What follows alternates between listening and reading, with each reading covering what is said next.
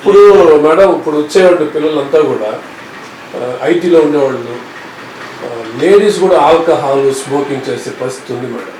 ఇప్పుడు అలాంటి వాళ్ళ పిల్లల పరిస్థితి ఏంటి? గర్భంలో ఉన్నప్పుడు ఆ ప్రభావం ఎంతవరకు ఉంటుంది? ఉంటుంది. ఎందుకంటే మనకి కాఫీ ఇది స్మోకింగ్ వల్ల బేబీ ఎఫెక్ట్ అవుతుంది ఐయూజీఆర్ అనేది. ఆల్కహాల్ వల్ల ఫీటల్ ఆల్కహాల్ సిండ్రోమ్ అనే కండిషన్ ఉంటుంది. సో అందుకని వాళ్ళు ఏంటంటే ప్రెగ్నెన్సీకి పోయే లోపల ఇవి తగ్గించేసుకోవాలని.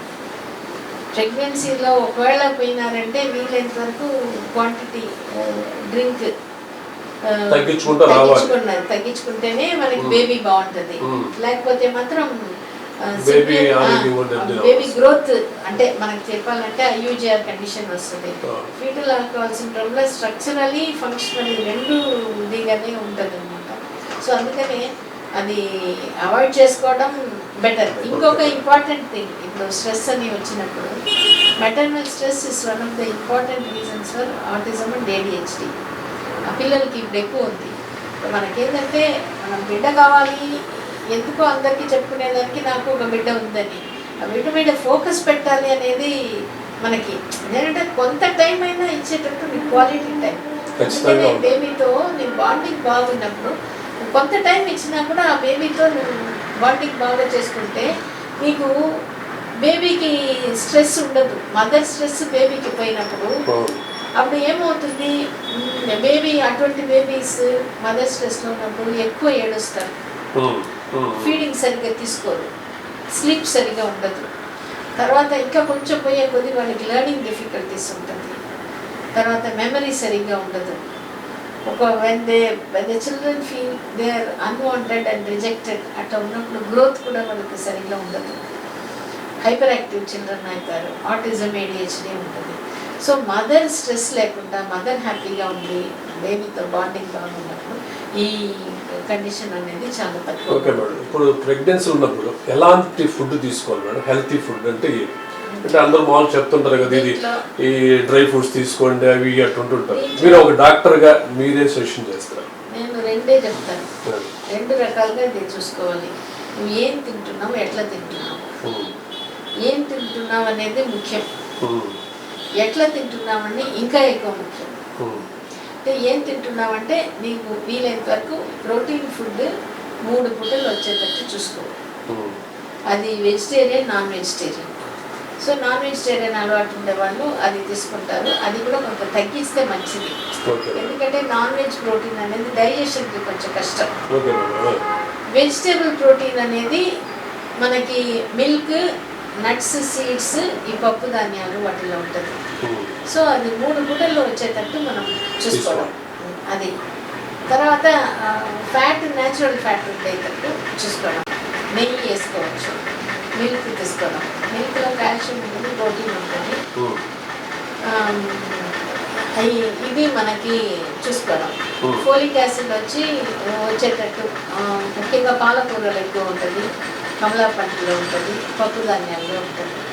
సో అది చూసుకోమని చెప్తాము. ఇవి అన్నీ ఏం తింటుకుంటున్నాము. తర్వాత బేబీ బ్రెయిన్ డెవలప్మెంట్కి DHA అని ఉంటుంది, ఒమేగా 3 ఫ్యాటీ యాసిడ్. అది వచ్చి నాన్ వెజ్లో అంటే ఫ్యాటీ ఫిష్. వెజిటేరియన్ సోర్స్ అంటే ఫ్లాక్స్ సీడ్, వాల్నట్, ఇవి చియా సీడ్స్, ఇవి అన్నీ మనం కొంచెం తీసుకోమని చెప్తాము. దీంతో పాటు ఎట్లా తినాలి అనేది ఇష్టంగా తినాలి, ఇష్టం లేకుండా తినకూడదు. మెకానికల్ గా అక్కడ టీవీ చూస్తూ ఉండడం, ఇట్లా తినడం అది వద్దు. గర్భంతో ఉన్నప్పుడు ఫుడ్ కూడా ఒక టైం కేటాయించుకొని ఇష్టంగా ఎప్పుడు తినాలో ఆ బిడ్డకి చెప్పుకొని తిను, నీకోసం తింటున్నావు, నువ్వు మంచి ఆరోగ్యంగా హెల్తీగా బాగుంటావు. ఈ బిడ్డ ఇండికేషన్ ఇస్తుంది. బిడ్డకు అది నచ్చుతుంది అనుకోండి.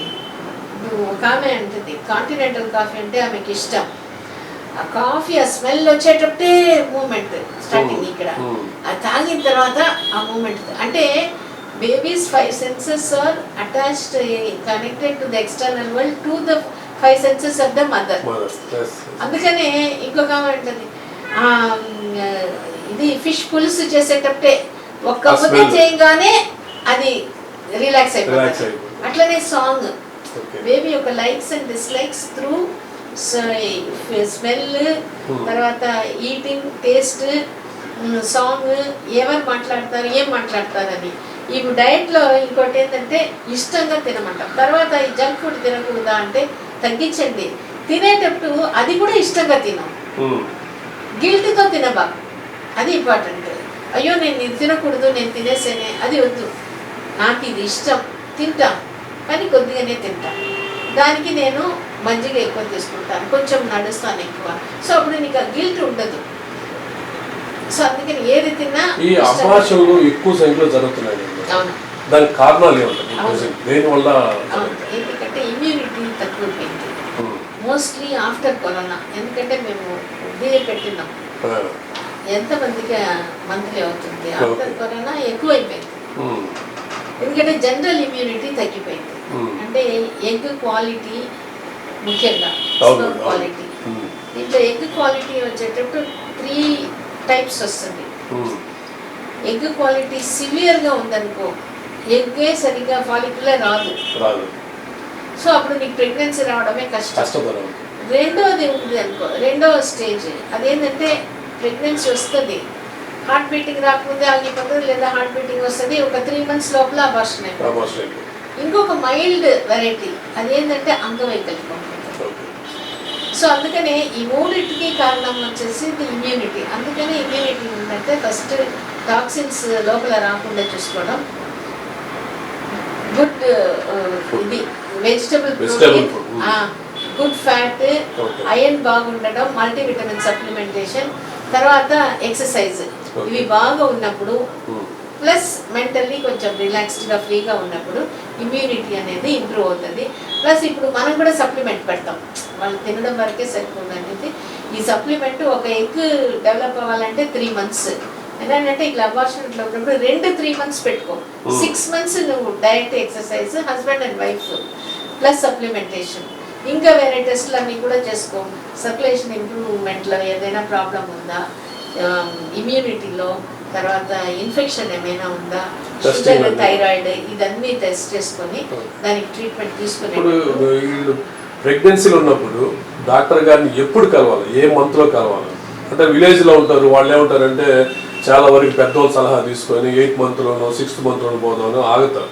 అట్లా కాకుండా మీరు ఇచ్చే సలహా ఏంటి? కాకపోతే ఎప్పుడు ప్రెగ్నెన్సీ మిస్ అవుతుందో ఒక 2 weeks లోపల చూసుకుంటే మంచిది. ఎందుకంటే ఇప్పుడు ఉండే పరిస్థితిలో మనం ఫస్టే ప్రెగ్నెన్సీ స్కానింగ్ చూసేస్తాం. యూరిన్ ప్రెగ్నెన్సీ టెస్ట్ ఒక 4-5 days లేట్ అయింది అంటే డేట్ దాటిన 2 weeksకి స్కాన్ చూసేస్తున్నాం. ఇప్పుడు స్కాన్ ఫెసిలిటీ ఎక్కడైనా ఉంది.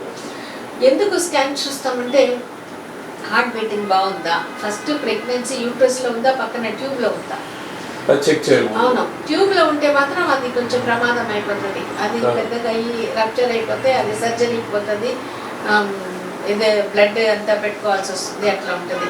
అందుకని పీరియడ్స్ దాటిన ఒక 2 weeks అది అయిన తర్వాత స్కాన్ చూసుకుంటే మంచిది. తర్వాత ఎవ్రీ మంత్ రెగ్యులర్ చెకప్. ఇప్పుడు ఏంటంటే మనకి గవర్నమెంట్ సైడ్ నుంచి కూడా ఏఎన్ఎంస్ చూసుకొని ఫాలో అప్ చేస్తున్నారు. చేసుకొని గవర్నమెంట్ హాస్పిటల్ అయినా కూడా రెగ్యులర్ ఫాలో అప్ గవర్నమెంట్ సైడ్లో they are doing very good work. ASHA workers వాళ్ళందరూ ఉన్నారు, కరెక్ట్గా వాళ్ళు ఫాలో అప్, వాళ్ళకి బుక్ అంతా పెట్టేసేసి వాళ్ళకి ఫుడ్ కూడా బాగా ఇస్తున్నారు. అంటే గవర్నమెంట్ కూడా బాగా కేర్ తీసుకుంటుంది కాబట్టి ఇబ్బంది లేదు. ప్రెజెంట్ అయితే ఎక్కడ ఇబ్బంది లేదు. ఇప్పుడు మేడం డెలివరీ అయిన తర్వాత తల్లి బిడ్డ సంరక్షణ కానీ మీ పరిస్థితులు ఉన్నప్పుడు వాళ్ళు ఎలా హెల్తీగా ఉన్నారు ఎలా చూసి చెప్పగలం? వాళ్ళు కొంతమంది ఇప్పుడు డాక్టర్స్ అంటే ఫుల్ రెస్ట్ తీసుకోండి, కదలొద్దు అనేది తల్లిని అంటూ ఉన్నారు. అది కరెక్ట్ అంటారా? అంటే రెస్ట్ తీసుకోవడం కరెక్ట్ అంటారు? రెస్ట్ తీసుకోవడం కరెక్టే, ఫుల్ బెడ్ రెస్ట్ అవసరం లేదు. అది నార్మల్ అయినా సిజేరియన్ అయినా మనం లేచి నడవడం అది ఉంటుంది. మెయిన్ థింగ్ ఇస్ మనం డెలివరీ అయిన తర్వాత తల్లికి శారీరకంగా ఎట్లా ఇంపార్టెంటో మానసికంగా అంతే ఇంపార్టెంట్. ఎందుకంటే డెలివరీ తర్వాత వాళ్ళు పోస్ట్ మార్టం డిప్రెషన్ అని వెళ్ళిపోతారు. మెయిన్ ఎందుకంటే బేబీని హ్యాండిల్ చేయలేకపోతారు.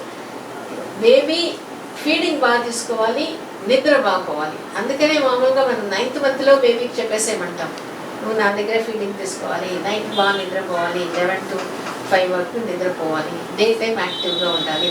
ఇదంతా చెప్పే కొద్దీ ఫస్టే మురిపాలు స్టార్ట్ అయిపోతుంది. తర్వాత మేము ఇక్కడ ఏం చెప్తామంటే మదర్ ఫీడింగ్ బాగా ఇవ్వమంటాం. తర్వాత అది సిస్టర్స్ బాగా హెల్ప్ చేస్తారు. ఫీడింగ్ బాగుండి నిద్ర బాగా వస్తే మదర్కి పెద్ద ఎక్కువ పక్కన వాళ్ళకి కూడా హ్యాపీగా ఉంటుంది పెంచడం. లేదంటే ఫీడింగ్ వచ్చి అది మదర్ ఫీడింగ్ బాగా ఎస్టాబ్లిష్ అయ్యేదంటే ఒక 1 week 10 days అయినా కూడా అప్పుడు వీళ్ళకి బాగా స్ట్రెస్ లోనైపోతారు. తర్వాత ఇది పడుకోవడం కంప్లీట్ పడుకోవాల్సిన అవసరం లేదు, లేచి నడవడం అది చేసుకోవచ్చు. సిజేరియన్ అయినా కూడా రోజుకు వాళ్ళకి అది సిజేరియన్లో ఒక టిప్ ఏం చెప్తామంటే లేగానే లేచి నడవద్దని చెప్తాం. ఒక్కొక్క మూమెంట్ గ్యాప్ ఇవ్వండి, ఇచ్చినప్పుడు అది కొంచెం సెట్ అవుతుంది. అప్పుడు నువ్వు నడిచేటప్పుడు కొంచెం తక్కువ పెంచుతూ నడుస్తావు అంటే we encourage them to walk. ఇప్పుడు ఈ వైద్య వృత్తులు సార్, వైద్య వృత్తిలో కరోనా టైంలో కోట్లు సంపాదించిన డాక్టర్స్ ఉన్నారు, కొంతమంది ఎక్కువ ఆశపడి ప్రమాదాలు గురి ప్రాణాలు తీసుకున్న వాళ్ళు కూడా ఉన్నారు. అంటే ఈ కరోనా వచ్చిన టైంలో ఈ వృత్తి రంగంలో మీరు ఉండి సేవాపరంగా మీరు చేస్తున్నటువంటి కార్యక్రమాలకి మేము అప్రిషియేట్ చేస్తున్నాం సార్. ఎలాంటి సేవా కార్యక్రమాలు చేస్తున్నాం సార్ మీ హాస్పిటల్ తరఫున? సేవా కార్యక్రమాలంటే ఫస్ట్ ఇంతకుముందు మనం మాట్లాడినట్లు చాలా ప్రాబ్లమ్స్కి పేషెంట్కి ఇగ్నోరెన్స్ అంటే తెలియనితనం, వాళ్ళ ప్రాబ్లం గురించి అవేర్నెస్, వాళ్ళ ఎట్లా హ్యాండిల్ చేయాలని. ఇది లాంగ్ టైం ప్రాసెస్. ఇది దాదాపు ఈ 35 yearsలో డే 1 నుంచి మేము చేస్తూనే ఉన్నాం. అనేక రకమైన infertility meeting, antenatal meetings every month మాకు జరుగుతాయి. రెగ్యులర్గా ఇయర్లీ చార్ట్ వేసేస్తాం. ట్యూస్డే ఒకటి, ఫ్రైడే ఒకటి. అది ఒక మేజర్ హెల్ప్ అనుకుంటాం. సో అట్లనే ఈ రూరల్ ఏరియాస్లో కూడా చాలామంది హాస్పిటల్ దాకా రాలేని వాళ్ళు చాలామంది ఉంటారు. సో వాళ్ళకి ఇంకా అవగాహన అనేది అవుట్ ఆఫ్ క్వశ్చన్. అటువంటప్పుడు మేమేం చేస్తామంటే ఇన్ అండ్ అరౌండ్ నెల్లూరు డిస్ట్రిక్ట్లో ఉండే విలేజెస్ని సెలెక్ట్ చేసుకొని మంత్లీ ఒక 5-6 ఏరియాస్కి ఒక టీం మా వాళ్ళు మార్నింగ్ వెళ్ళి ఈవినింగ్ దాకా ఉండి వాళ్ళని చూసి వాళ్ళ కంప్లైంట్స్కి అడ్రస్ చేసి. ఎట్లా సార్ ఉచితంగా ట్రీట్మెంట్ ఇచ్చి వాళ్ళు మెడిసిన్ కూడా ఇస్తారా? మెడిసిన్ కూడా ఇస్తాం, అక్కడే ఇస్తారు. అలాగే మీ హాస్పిటల్లో ఏమన్నా ఈ పేదలు వచ్చినప్పుడు వాళ్ళకి డెఫినెట్గా వాళ్ళకి తగ్గిస్తాం. సో ఇప్పుడు బేసిక్గా ఏంటంటే మనకి ఎడ్యుకేషను, మెడిసిన్ ఈ రెండు అనేది ఎంత ఎక్కువ మందికి మనం రీచ్ అయితే అంత మంచిది. మన లిమిటేషన్స్, మన పరిమితులను బట్టి చూస్తాం. సో ఇప్పుడు మేము ఒక మీకు ఇంతకుముందు కొన్ని మెయిల్స్ చూసారు, మిమ్మల్ని ఫాలో అవుతున్నారు. అంటే ఇప్పుడు ఎడ్యుకేషన్ పరంగా మిమ్మల్ని బాగా చదువుకున్న మహిళలందరూ కూడా మీ యూట్యూబ్ లో ఉండే వీడియోలు చూసి ఇప్పుడు యూట్యూబ్ ఛానల్లో లాట్ ఆఫ్ ఇన్ఫర్మేషన్ పెట్టాము. ఆ లాట్ ఆఫ్ ఇన్ఫర్మేషన్ పెట్టే ఎంతో మంది కన్సీవ్ అయ్యారు, ఎంతో మంది ప్రెగ్నెన్సీ, డెలివరీ స్మూత్ గా చేసుకున్నారు. సో వాళ్ళ దగ్గర నుంచి మనం ఏమి ఆశించటం లేదు. సో మన నాలెడ్జ్ ని మనం అంటే ఈజీగా మనం చేయగలిగింది, మన ఎక్స్పీరియన్స్ అండ్ నాలెడ్జ్ని with as many number of people as required వాళ్ళతో షేర్ చేసుకో. దానికి ఒక టీం పెట్టినా సార్, సేవా కార్యక్రమాలు విలేజ్కి వెళ్ళి క్యాంప్ పెట్టేది, దానికి ఒక టీం ఉంటారు, వెళ్తారు. తర్వాత ఇక్కడికి వచ్చిన వాళ్ళలో కూడా డెఫినెట్లీ బిలో పావర్టీ లైన్ వాళ్ళకి వాళ్ళు కూడా ఇస్తున్నారు. అంటే ఓన్లీ కమర్షియల్ గా కాకుండా ఇన్ని సంవత్సరాలు మీ వైద్య అనుభవంలో మీరు సెటిల్ అయిపోయారు కాబట్టి పేషెంట్ ఆర్థిక పరిస్థితిని బట్టి కూడా మీరు ట్రీట్మెంట్ ఇస్తున్నారు. ఇప్పుడు మీ సబ్జెక్ట్ సార్, అనస్థీషియా ఇచ్చే రోగికి సైడ్ ఎఫెక్ట్స్ వస్తున్నాయి అనేది చాలా వింటుంటాం మనం. అవి ఎందుకు వస్తాయి సార్? సైడ్ ఎఫెక్ట్స్ ఎందుకు వస్తుంటాయి? వాళ్ళకి ఎలాంటి సలహా మీరు ఇస్తారు? అనస్థీషియా సైడ్ ఎఫెక్ట్స్ అంటే యాక్చువల్గా ఫస్ట్ పేషెంట్ కండిషన్ని మనం ముందు అసెస్ చేసుకోవాలి. ఓకే. కంప్లీట్గా హెల్తీగా ఉన్నారా, లేకపోతే వాళ్ళకి బీపీ, షుగరు, ఇంకా ఏ డిసీజ్ అయినా ఉండొచ్చు. ఏ డిసీజ్ ఉన్నా మళ్ళీ వాళ్ళకి సర్జరీ అవసరం కావచ్చు. ఇక్కడ గైనకాలజీలో అయితే మెయిన్ డిసీజ్ ఏదైనా హిస్టెక్టమీ, ఈ 2 సర్జరీస్. సో దాంట్లో ఆ పర్టికులర్ పేషెంట్కి ఏది మంచిదో వాళ్ళకు ఉండే డిసీజ్ని బట్టి నిర్ణయించి చేస్తాం. సో ఆల్రెడీ వాళ్ళకి టూ మెనీ ప్రాబ్లమ్స్ ఉన్నాయండి బాడీలో. సో ఆ రిస్క్ ఫ్యాక్టర్స్ కూడా ఖచ్చితంగా పేషెంట్స్కి అర్థమయ్యేటట్టు ఎక్స్ప్లెయిన్ చేస్తాం. సో బట్ ఓవరాల్గా ఏంటంటే వరల్డ్ వైడ్ ఇంతకుముందు నేను చెప్పినట్టు క్యాటరాక్ట్ సర్జరీ అట్లా ఈజీ అవుతుంది. అనస్థీషియాలో కూడా లాట్ ఆఫ్ అడ్వాన్సెస్ డ్రగ్స్. ఇప్పుడు ఒకటి సార్, ఇప్పుడు అనస్థీషియా వెన్నుపూసకి ఇస్తారు, దానివల్ల వెన్నుపూస డ్యామేజ్ అవుతుందన్న ఒక అంటే ప్రచారం ఉంది. అది కరెక్ట్ అంటారా? అనస్థీషియా వల్ల వెన్నుపూస పెయిన్ రావటం, లైఫ్ లాంగ్ బ్యాక్ పెయిన్ రావటం అలాంటివి ఉన్నాయా? అది అది అది లేదండి, అది అపోహ. ఎందుకంటే ఇప్పుడు మనం యూజ్ చేసే నీడిల్స్ 26 గేజ్ అంటాం. 26 గేజ్, 27 అంటే యాక్చువల్గా మన గుండు సూది టిప్ ఎంత ఉంటుందో అంతకంటే ఎక్కువ ఉండదు. దానివల్ల ఏమి డ్యామేజ్ రాదు. కాకపోతే ఈ బ్యాక్ పెయిన్ ఇంకా అదర్ థింగ్స్ చాలా సందర్భాల్లో మేము అబ్జర్వ్ చేసింది ఏంటంటే చాలామంది ఆఫ్టర్ సర్జరీ వెయిట్ గెయిన్ వస్తారు. వెయిట్ గెయిన్కి కారణం ఏంటంటే యూజువల్గా న్యూట్రిషన్ బాగా పెంచుతారు హీలింగ్ కోసం అని, ఫిజికల్ యాక్టివిటీ తగ్గించేస్తారు. సో ఆ వెయిట్ గెయిన్ వచ్చినప్పుడు డెఫినెట్గా స్పైన్ మొత్తం మీద వెయిట్ అనేది స్పైన్ మీద, నీ జాయింట్స్ మీద, అన్ని జాయింట్స్ మీద పడుతుంది. సో దానివల్లే అయితే నార్మల్ డెలివరీ అయిన వాళ్ళు కూడా చాలామంది ఉంటారు. నార్మల్ డెలివరీ అయిన వాళ్ళలో కూడా ఈక్వల్ ఇన్సిడెన్స్ ఉంటుంది. అదే బ్యాక్ పెయిన్. ఇప్పుడు పురుషుల్లో ఎక్కువగా సెక్సువల్గా ఎఫెక్ట్స్ రావటం, వందత్వం రావటం, ఈరోజు కూడా ఒక ఆర్టికల్ చూసాను, 50% వరకు ఈ ప్రాబ్లం యువతలో ఉంది అంటారు సార్. దేనివల్ల వస్తుంది సార్? మీరు ఒక సీనియర్ డాక్టర్గా దీని మీద ఒక అవగాహన. సోకాల్డ్ సెక్స్ అనే పదం వాడగానే దానికి లాట్ ఆఫ్ సీక్రసీ ఏర్పడిపోయింది. దాని గురించి వినడం తప్పు, తెలుసుకోవడం తప్పు, ఎక్కడైనా డిస్కస్ చేయడం తప్పు. కల్చరల్గా డిఫరెంట్ సొసైటీస్లో కూడా ఇది ఉంది. In many societies, even in United states అంటే వెస్ట్లో కూడా ఇనీషియల్గా లాట్ ఆఫ్ పీపుల్ ఈ సెక్షువల్ యాక్టివిటీస్ మీద, సెక్సాలజీ మీద ఎక్స్పెరిమెంట్ అంటే రీసెర్చ్ చేసిన వాళ్ళని వెలివేశారు. హైట్స్ రిపోర్ట్స్ అని వెస్ట్లో ఒక ఊరికే క్వశ్చనర్ ఇచ్చి ఆడవాళ్ళ దగ్గర, మగవాళ్ళ దగ్గర కొన్ని సెక్షువల్ బిహేవియర్, యాటిట్యూడ్ వాళ్ళు ఒక రకంగా చూసేవాళ్ళు. అదేదో తప్పు, అదేదో ఇది మన పెద్దవాళ్ళు కానీ వస్తూ ఉంది. అదే తర్వాత మన సొసైటీలో ప్రజెంట్ ఏంటంటే there is no other way by which right information is given to the adolescents. ఇప్పుడు పెళ్ళి అవుతుంది, పెళ్ళైనప్పుడు వాళ్ళకి రిప్రొడక్టివ్ సిస్టమ్ గురించి కానీ, సెక్షువల్ యాక్టివిటీ గురించి కానీ, సెక్షువల్ బిహేవియర్ గురించి కానీ రైట్ ఇన్ఫర్మేషన్ ఇచ్చే ఫోరమ్సే లేవు. ఇప్పుడు సపోజ్ మ్యారేజ్ ఒక 2 కోట్లు, 3 కోట్లు, 10 కోట్లు పెట్టి కూడా చేస్తారు. ముందుగా వీళ్ళకి ఆ కపుల్కి sexual awareness, right information, that's what I'm saying. నేనేదో గూగుల్లో చదువుకున్నాను, లేకపోతే సమ్ అదర్ సోర్స్ డిజిటల్ మీడియాలో చూసుకున్నాను అనేది it's not authentic. Okay.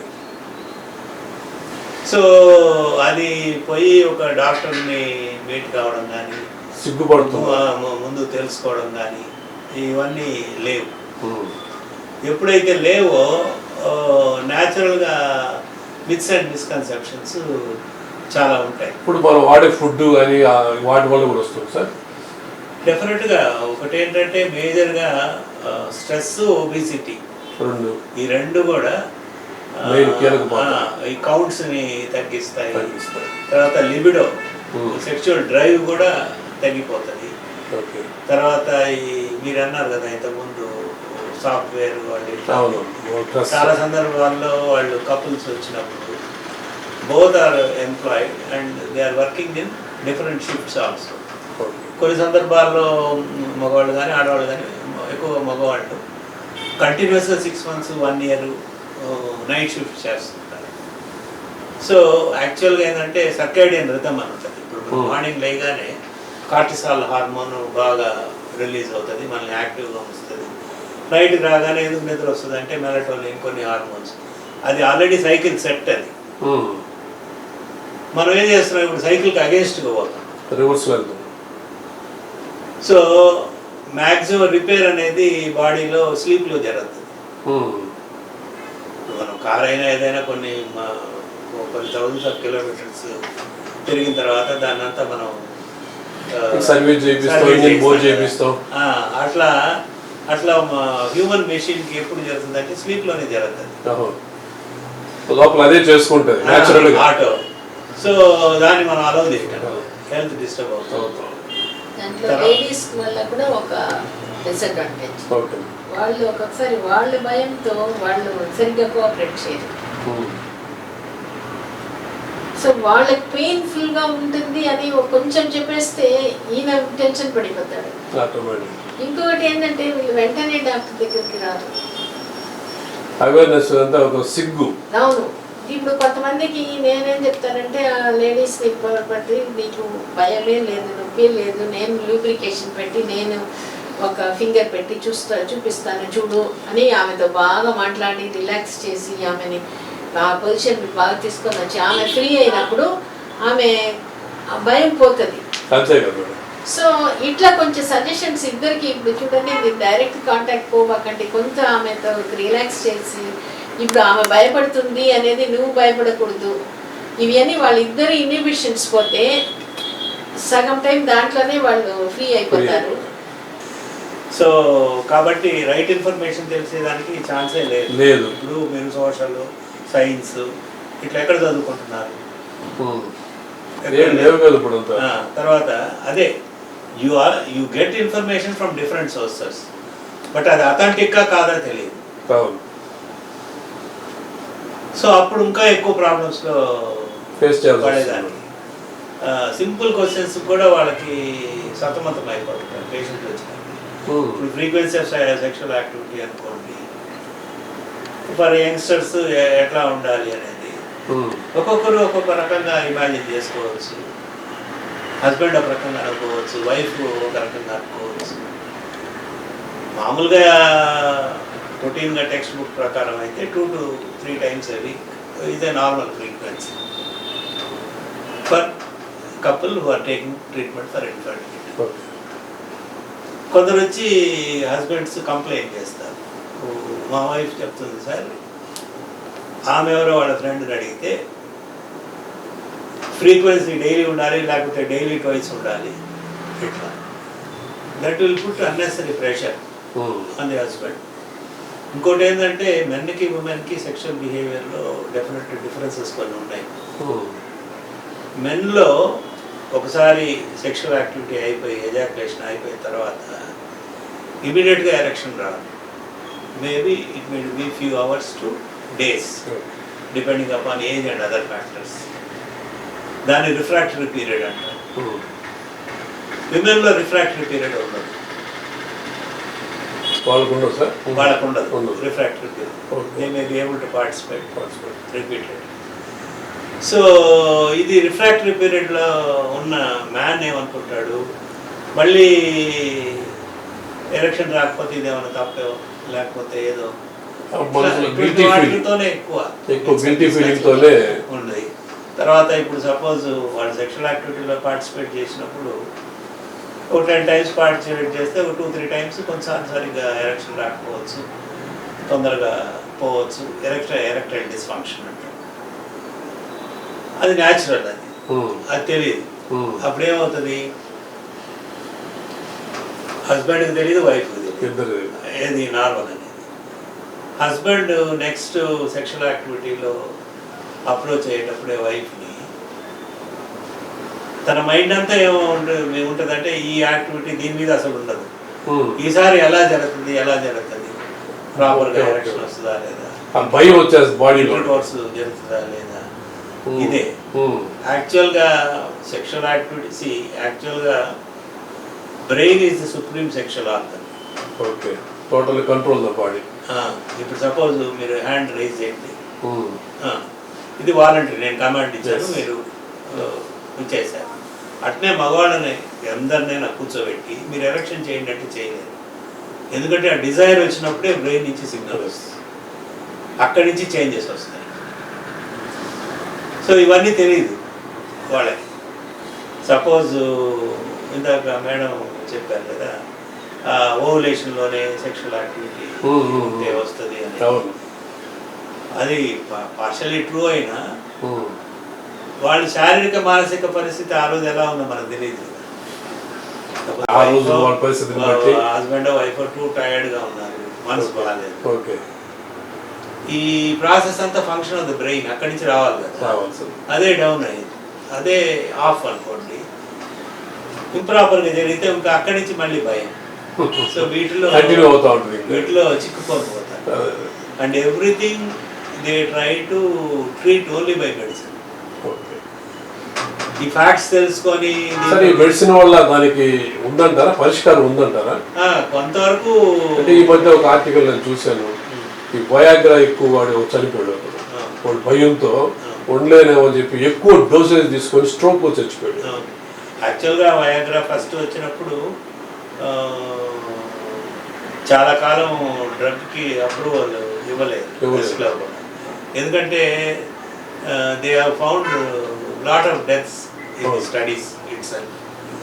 So సబ్సిక్వెంట్గా చేసి అది పేషెంట్ టు పేషెంట్ వాళ్ళకి ఏం ప్రాబ్లమ్స్ ఉన్నాయి, వాళ్ళ ఏజ్, సో మెనీ ఫ్యాక్టర్స్ చూసుకొని అండర్ సూపర్విజనే యూజ్ చేయాలి.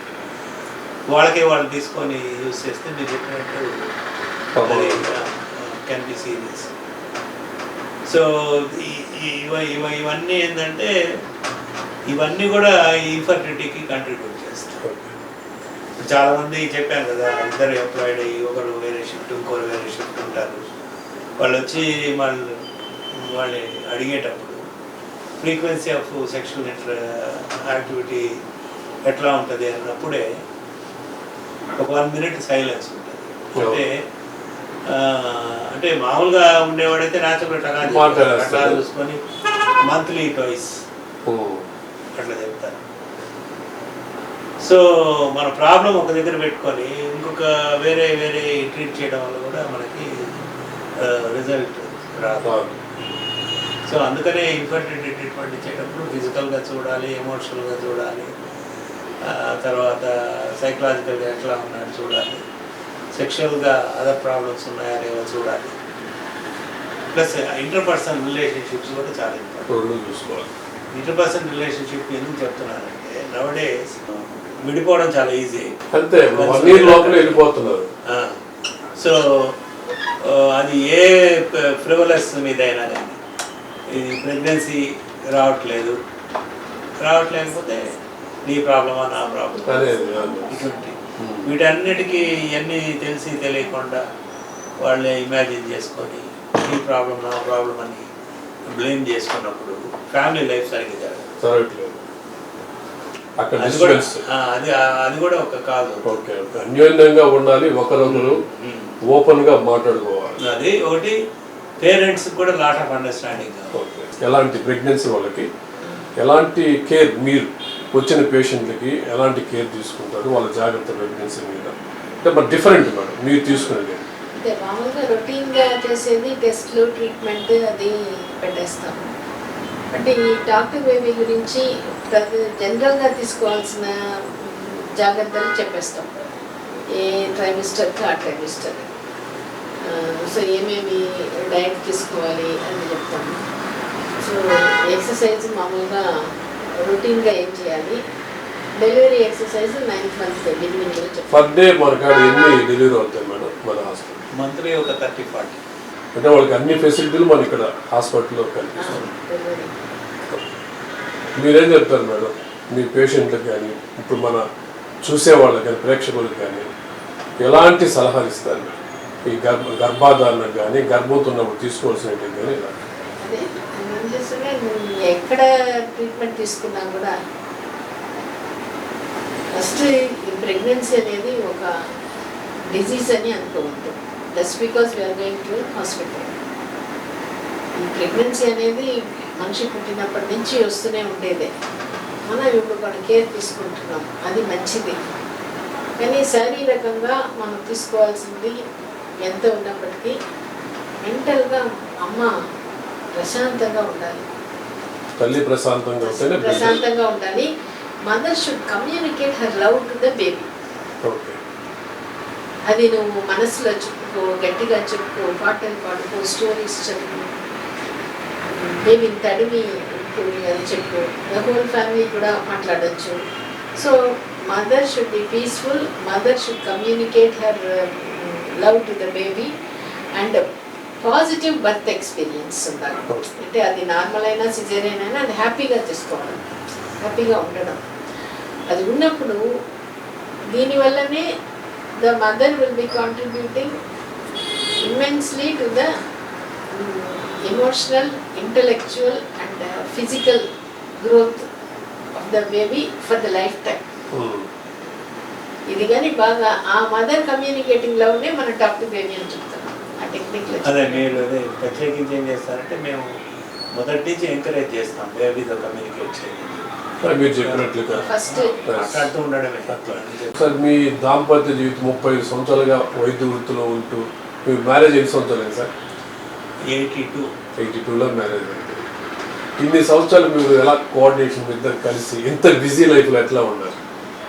అంటే వృత్తికి మీ పర్సనల్ లైఫ్కి ఎలాంటి న్యాయం చేస్తున్నారు, ఎలా టైం కేటాయించుకుంటున్నారు? అంటే డిస్టర్బెన్స్ రాకుండా మీరు ఎంతో మంది పేషెంట్ చూస్తుంటారు, మీ మధ్య కూడా టైం మా కేటాయించడం లేదు, మేడం బిజీ ఉంది, సార్ బిజీ ఉన్నారు, అట్లాంటి డిస్టర్బెన్స్లు వచ్చినాయా? సో అటువంటి ఫార్చునేట్గా అటువంటి డిస్టర్బెన్సెస్ ఏం లేవు. ఎందుకంటే మా థింకింగ్ ప్రాసెస్ ఇద్దరిది ఒకటే.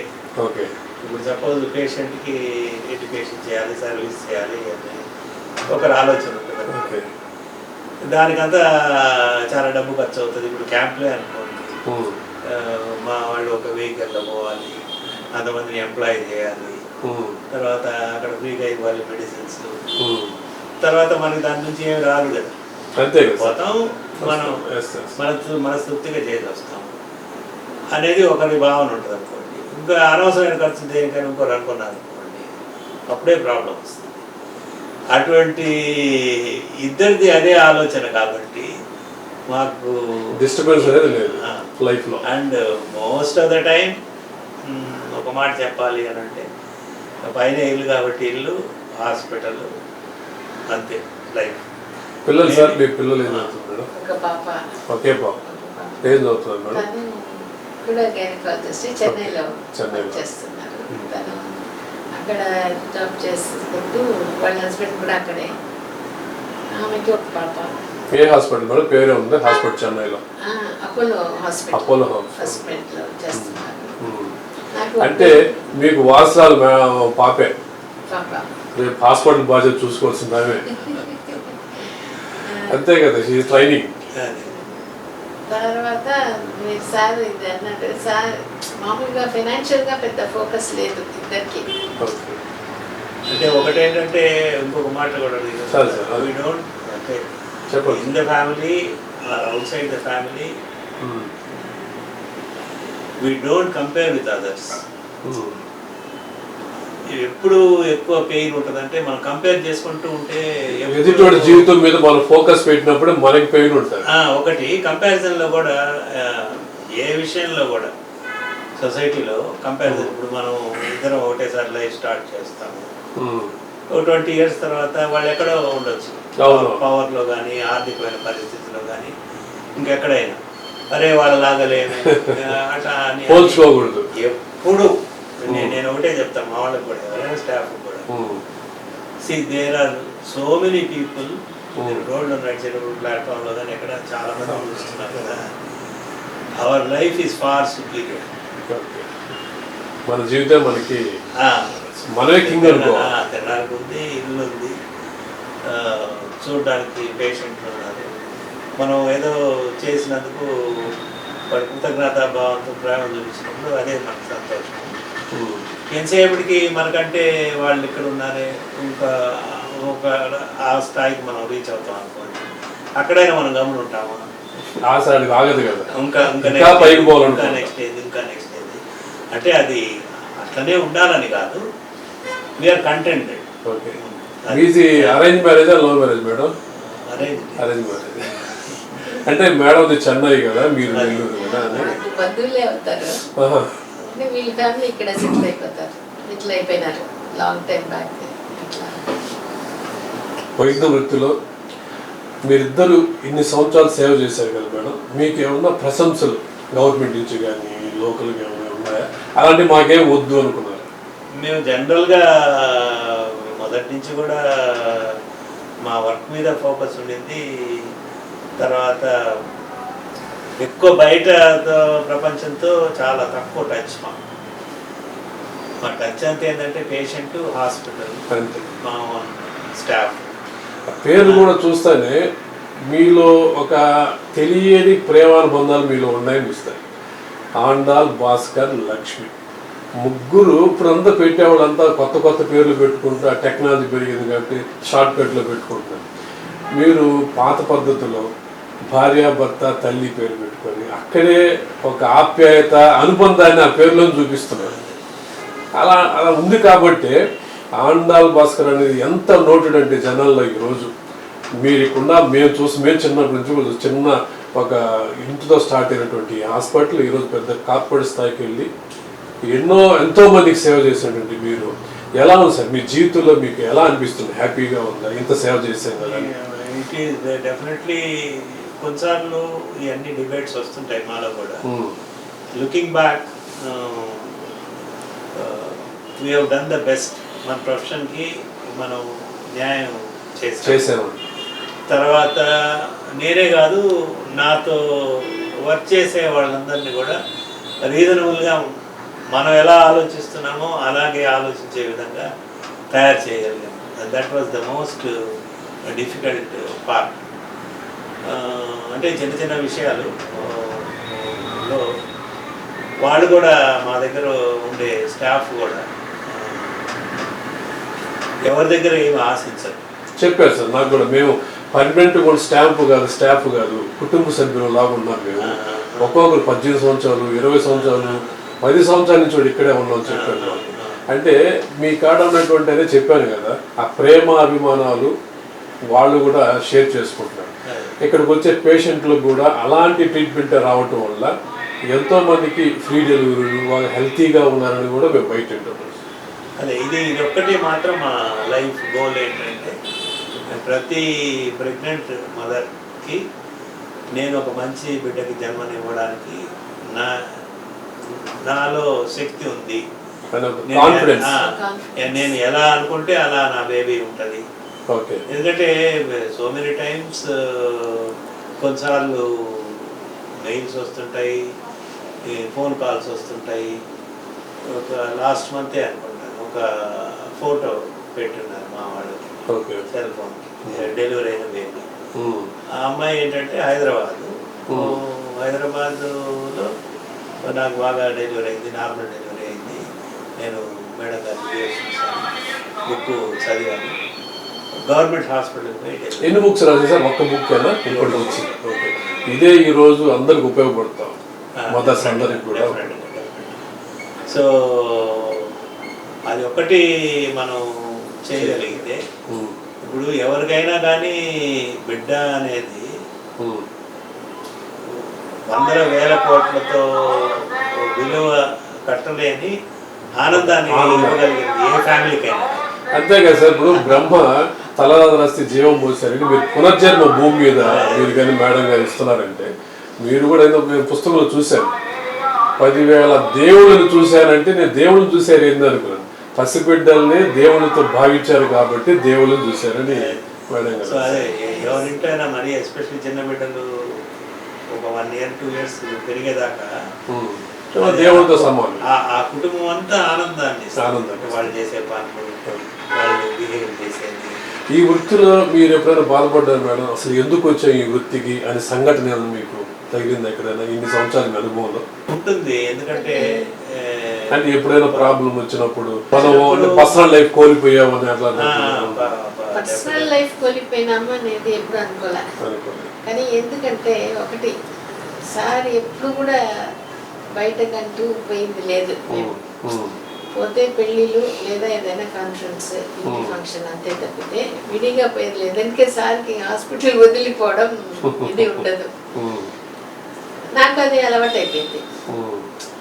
సో అది పర్సనల్ లైఫ్ అనేది ఎందుకంటే సార్ ఒక స్టెప్ ముందుగానే ఉండి ఆలోచిస్తారు, బాధ్యత తీసుకుంటారు.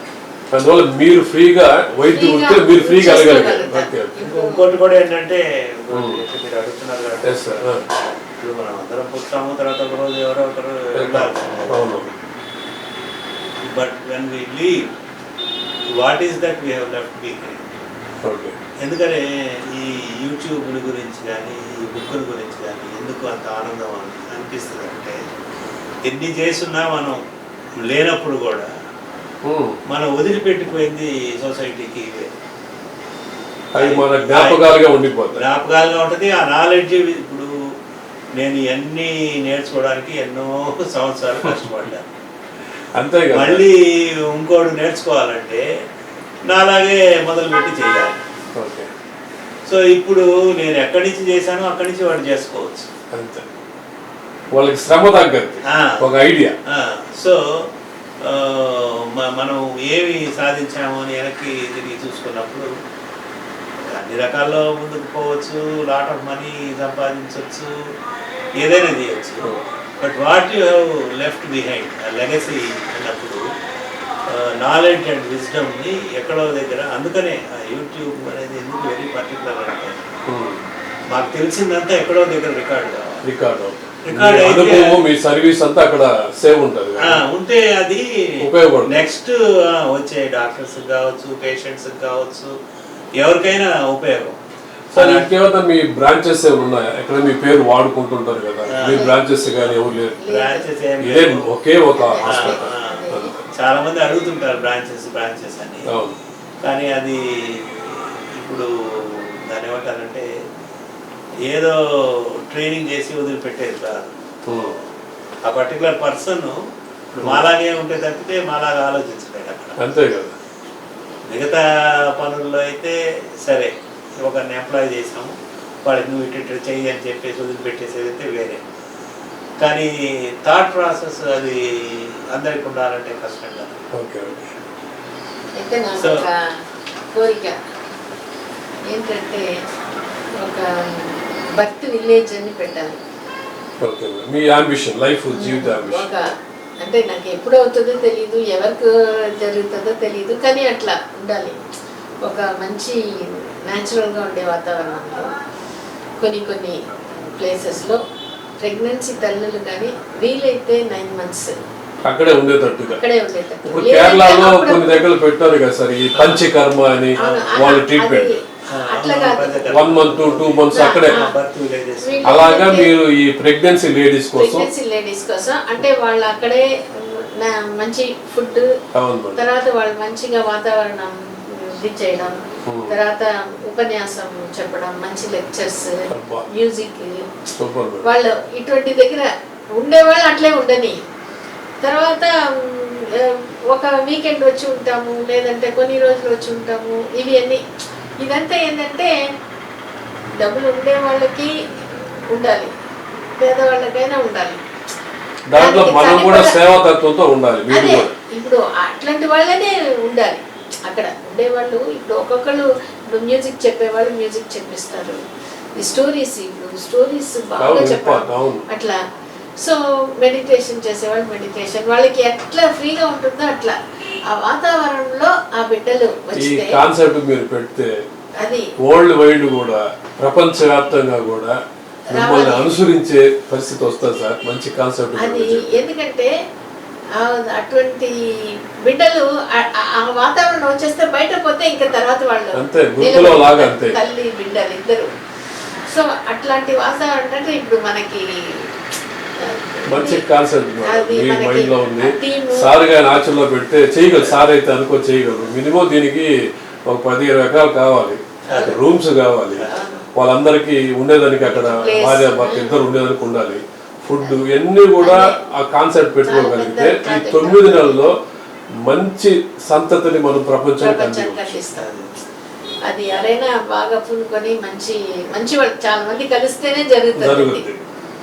భగవంతుడు ఇది ఇచ్చాడు. నేను మా అమ్మ ఎప్పుడు చెప్పేది, భగవంతుడు అనుకొని చెయ్యని, అనుకొని చేస్తున్నాం కాబట్టి ఇంతవరకు జరుగుతుంది. అందుకనే ఇది ఆలోచన ఇచ్చావు, నువ్వే నడిపిస్తావు ఎప్పుడో ఏంటో, ఎవరికి ఎక్కడ జరిగినా చాలు, మనకంటేనే కాదు. కానీ ఇట్లా అది ఏంటంటే అక్కడ డబ్బు అనేది అడ్డం రాకూడదు, వీళ్ళు కూడా వచ్చి ఒక దీన్ని చేయాలి కోఆర్డినేషన్తో. మదర్స్ మ్యాక్సిమం ఒక్క కాసేపు అయినా అది వెళ్ళిపోతే ఒక మంచి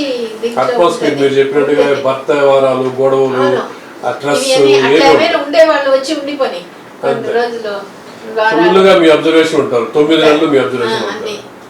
అట్లా చేయాలి అని. ఈ బుక్ యూజ్ చేసుకొని బాగా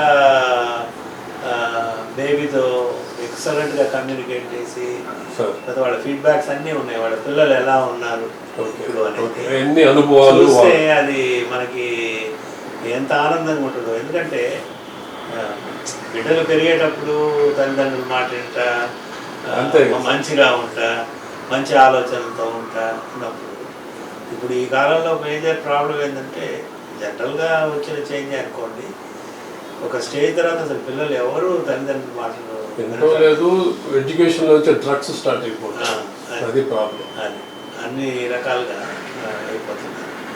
సో వాటన్నిటికీ పార్ట్లీ ఒక సొల్యూషన్ ఏంటంటే రీజన్లోనే మనం దానికి మంచి ఫౌండేషన్ వేస్తే, పునాదిలోనే మంచి ఫౌండేషన్ వేయాలి. ఓకే సార్, నమస్తే మేడం. ఈ మన ఇద్దరు డాక్టర్లు అందించినటువంటి అద్భుతమైనటువంటి సలహాలు తమ వైద్య వృత్తిలో వాళ్ళకు ఉన్నటువంటి అనుభవంతో మనకు తెలియజేశారు. పొగతోటలో ఆండాల్ భాస్కర్ అనే హాస్పిటల్ తెలియని వాళ్ళు ఈ నెల్లూరులో ఎవరు ఉండరు.